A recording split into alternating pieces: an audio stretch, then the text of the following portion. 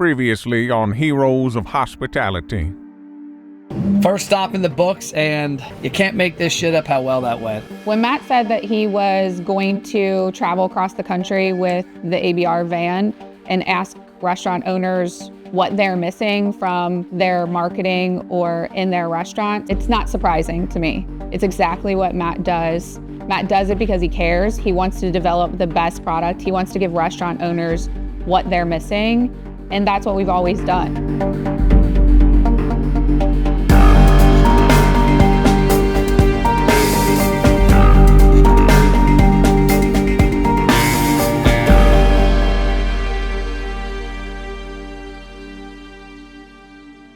The biggest thing that hit me on the road was these restaurants need a done-for-you solution. They've got employment issues, they've got food issues, they got price issues. The last thing they need is a marketing headache, but they need help. So we need to create a product and a service that is hands-off, but gives them levers to pull when they need to drive sales. As we're having these conversations about what we've learned with repeat returns and how it relates to our RMTW clients, who would be the person that would take this very seriously? I think that guy's Dean. But this wasn't gonna be a Zoom call check-in. That's not how we do it. This was getting on a plane, flying to Virginia Beach, not only seeing Dean's restaurant in person, seeing the area he's located in, but then having an in-depth conversation with him to find out if repeat returns is exactly what he needed the past 4 years.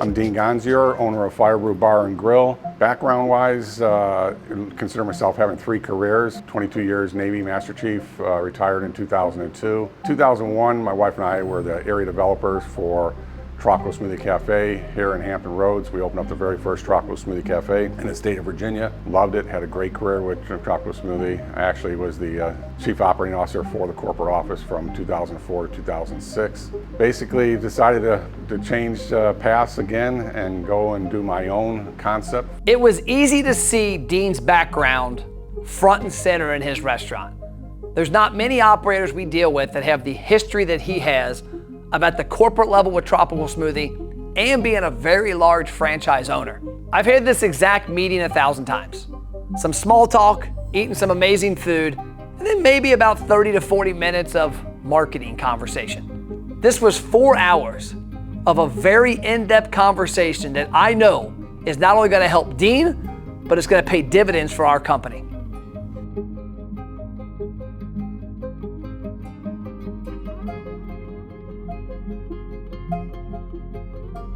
To say that Dean is our most analytical client ever would probably be the understatement of the century. I always use the example of the bucket where our customers are in a big bucket and that bucket is always being filled with new customers, whether that's through marketing or whether through referrals from other guests, recommendations, whatever the case is, that we're always getting new customers in the door. But as good as we are, that bucket's always gonna have a hole in it. And so you're always gonna be losing customers. For us, it was a matter of, I wanna make sure that that bucket is being filled faster than the leak is coming out. It's just like putting oil in your car. You have to have a seamless way to get the oil from the bottle into the engine. In Dean's case, he's got to have a seamless marketing strategy to keep filling people in the top of the funnel to replace the one and done customers. Because let's face it, people are going to come to your restaurant once and never come back again. And if on a consistent basis, you're not acquiring new people from the community, from Facebook, from the reviews online, then you're going to run out of customers. As great as restaurant marketing that was working from us from an acquisition standpoint, there was no way to really evaluate what benefit I was getting from that acquisition of a new customer. Are they coming in once a week? Are they coming in 5 times a month? Are they coming in just for that free offer that we gave them? That was one of the things that was missing in what I was looking for in the whole program. I always wanted the ability to be able to say, okay, John Smith came in our restaurant because of the acquisition through Restaurant Marketing That Works. It's 2 years later, how much money has this guy spent? How often has he come in? Over 4 years, our impact on Dean's business has all been on the front end of the customer's journey. The guy's gotten over $400,000 in sales from this system, and while he wants more, there is an issue possibly with unconnecting something and doing something new. We were obviously one of the first ones to switch over from the old system, the VIP club system, to the new repeat return system. The process was very simple, to be honest with you. There were several glitches that were involved in the transition. Every single time I would put something up on Workplace to say, hey, this is an issue, or hey, can you figure out what's going on with this, or they instantly fix the problem. Transition-wise, other than some glitches here and there, what was really smooth was from a customer standpoint.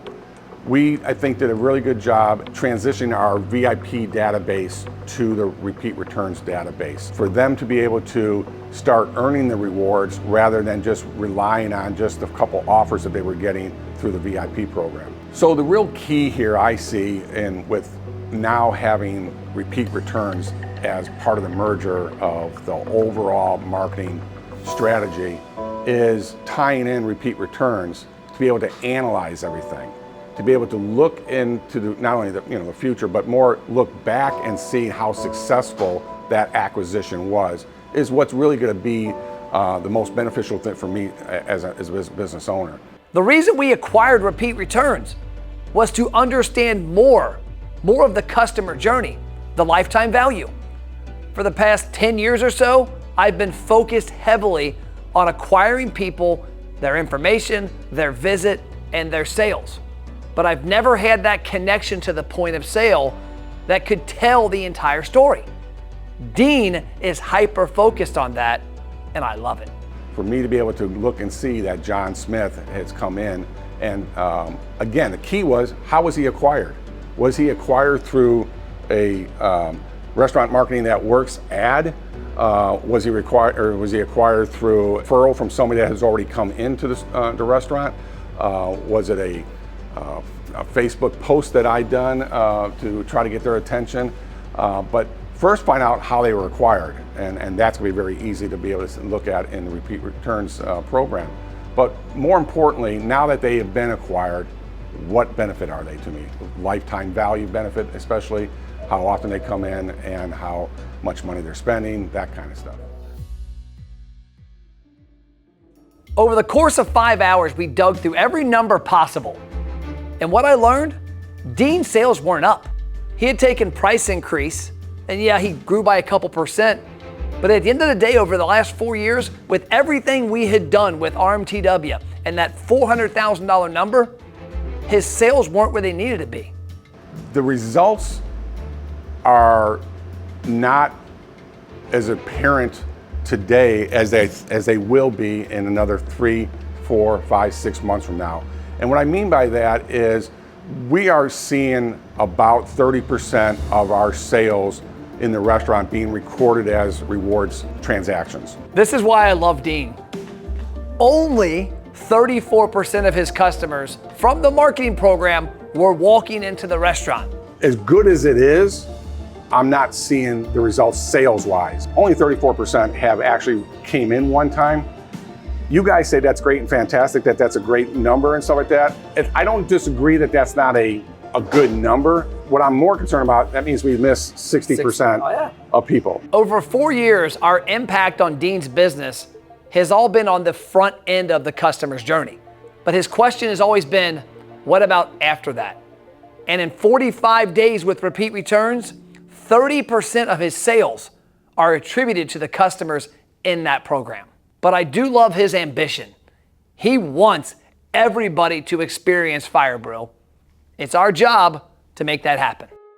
Looking at, again, those new acquisitions, the ones that say that, hey, I've never been here before, and they've joined because of the advertising that we've done from an acquisition standpoint.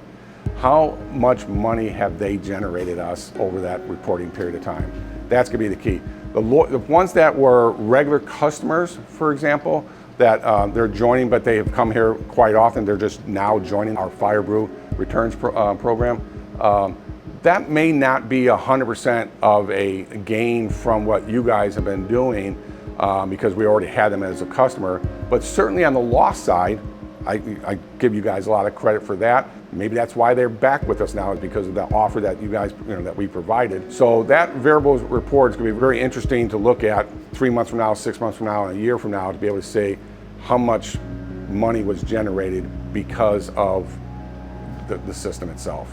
For the past 4 years, that's what we have done, is drove tens of thousands of people into that restaurant from Facebook ads. And I'm not seeing them. We got a problem. We're getting a lot of signups from our table tents in-house, and not getting them from Facebook. We didn't restart the Facebook ads until I think end of April, if I remember correctly. We knew there would be hiccups. Dean pointed out that almost everybody joining Repeat Returns is coming from inside the four walls, which I love. But what I don't love is what's happened with the Facebook ads. Now we got to go back to the drawing board and find out what we broke on our Facebook ads. That's worked so well for 4 years, but with Repeat Returns, there's something not connecting.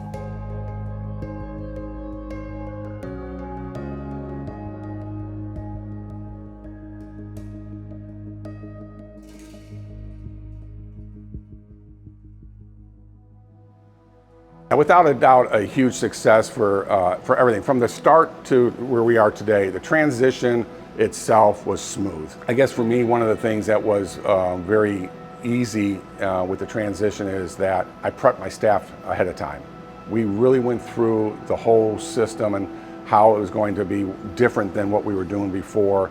So we were ready for the transition.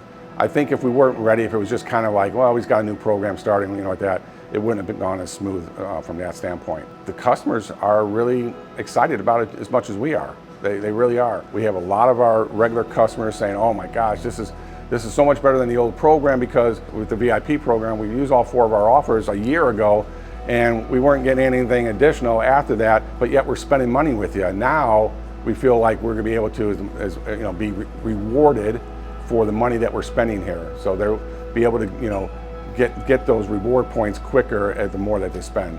My key, I guess, point is to always have that inflow of new customers more than the outflow of losing customers. And I think if I can do that, I will continue to grow my business and grow sales, obviously. If I can't do that, I have to evaluate why that hole is bigger than it should be. Why am I losing more customers?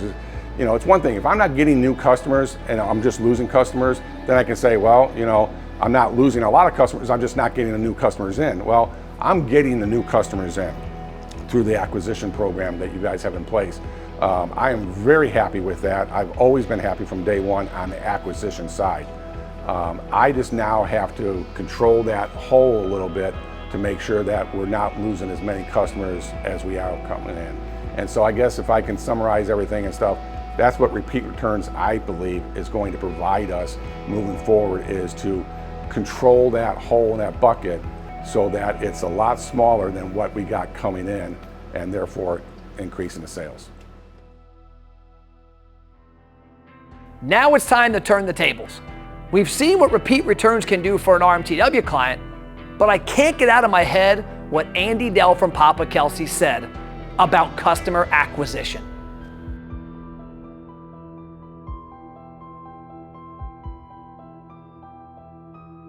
I think it would be great if we could somehow have a better, more cost-effective way of reaching new customers.